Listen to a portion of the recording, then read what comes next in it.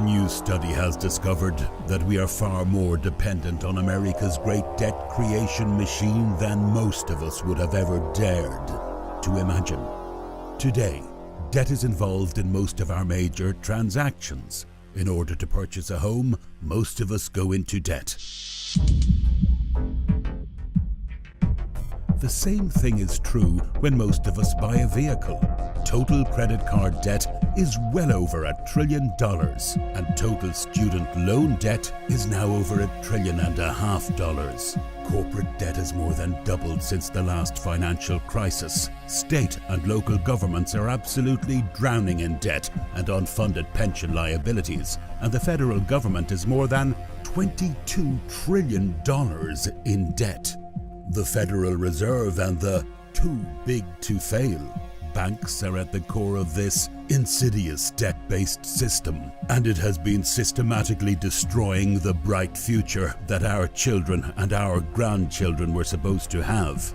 But if we suddenly turned off America's great debt creation machine at this point, our entire economic system would totally collapse because we have become so dependent on it. In fact, a study that was just conducted by Bloomberg discovered that gross domestic product per capita would plunge into negative territory if the ability to borrow was suddenly removed. In fact, the US would fall almost to the bottom of a ranking of 114 economies by GDP per capita. Only Italy, Greece, and Japan would fare worse.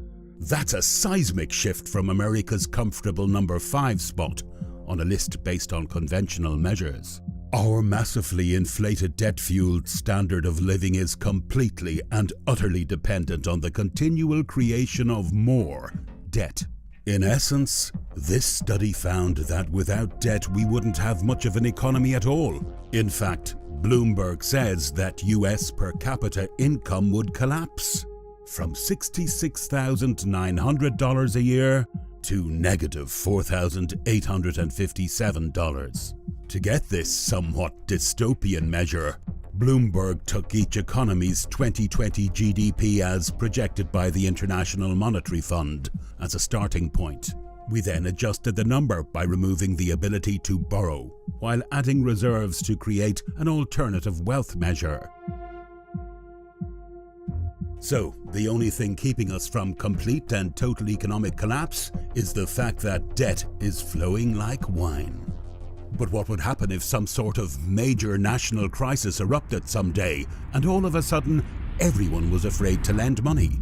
That is something to think about, because such a scenario may be a whole lot closer than many people might think. As it stands, we appear to be on the precipice of the worst economic downturn since the last financial crisis. And our trade war with China just went to an entirely new level as the month of September began.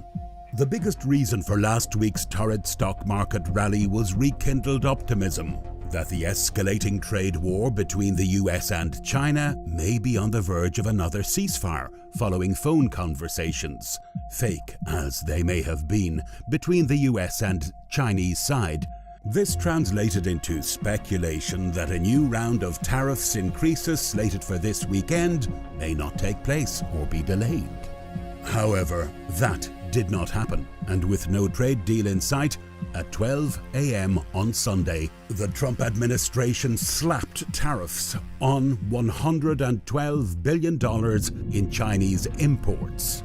The latest escalation in a trade war that's ground the global economy to a halt, sent Germany into a recession, and given the market an alibi to keep rising because, wait for it, a trade deal is imminent. Only it isn't. And 1 minute later, at 12:01 a.m. EDT, China retaliated with higher tariffs, being rolled out in stages on a total of about $75 billion of US goods. The target list strikes at the heart of Trump's political support. Factories and farms across the Midwest and South at a time when the US economy is showing signs of slowing down. The Chinese knew that these tariffs were about to go into effect, and so they were ready and waiting to retaliate just 1 minute later. Of course, many US companies will be hit extremely hard by these tariffs that the Trump administration just implemented.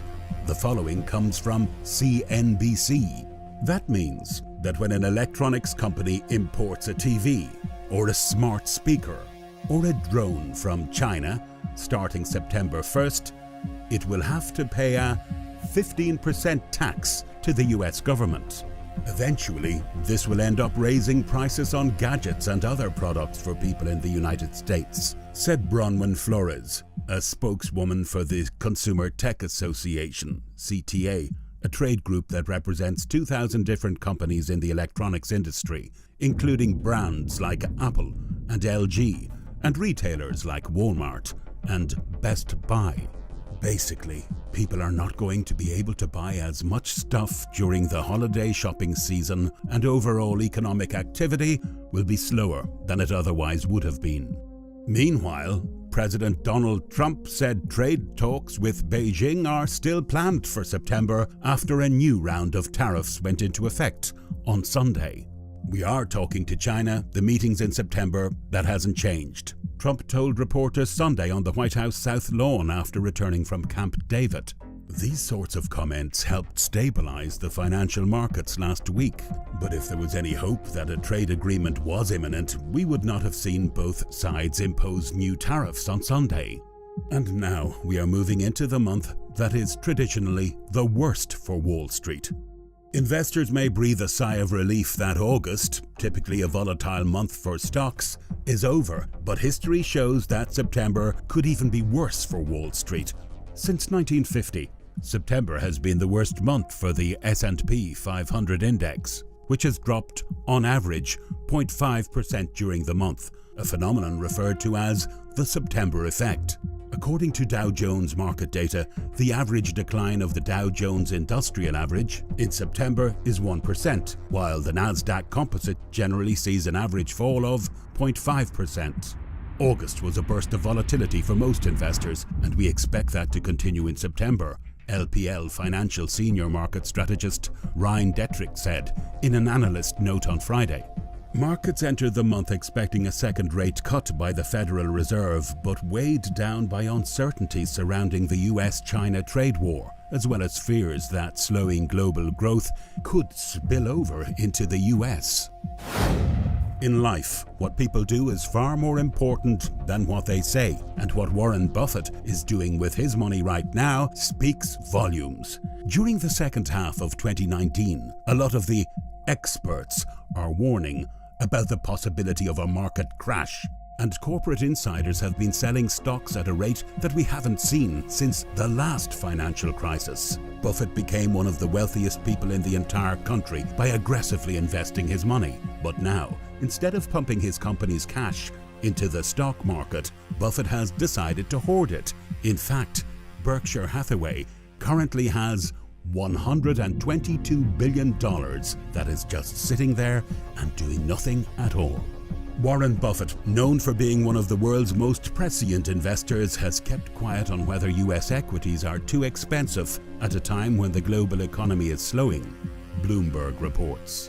But he's reportedly hoarding a record $122 billion in cash at Berkshire Hathaway Inc., leading to some speculation that he sees a recession on the horizon, or at least is sending some sort of warning. The cash pile is more than half the value of Berkshire's $208 billion portfolio of public companies, and the only time that percentage has reportedly been higher since 1987 was in the years leading up to the 2008 financial crisis. Yet again, we are talking about something that hasn't happened since the last financial crisis. Red flags are popping up all around us, and yet most people are choosing not to pay attention. If Buffett believed that an economic boom was coming and that stock prices were going to go higher, sitting on a giant mountain of cash wouldn't make any sense at all. But if he believed that the market was about to crash and that stock prices would soon be far cheaper than they are now, having a mammoth cash hoard would make all the sense in the world.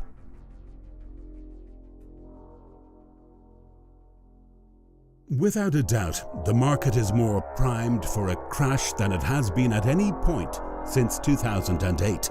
And it definitely will not take much to make this a September to remember.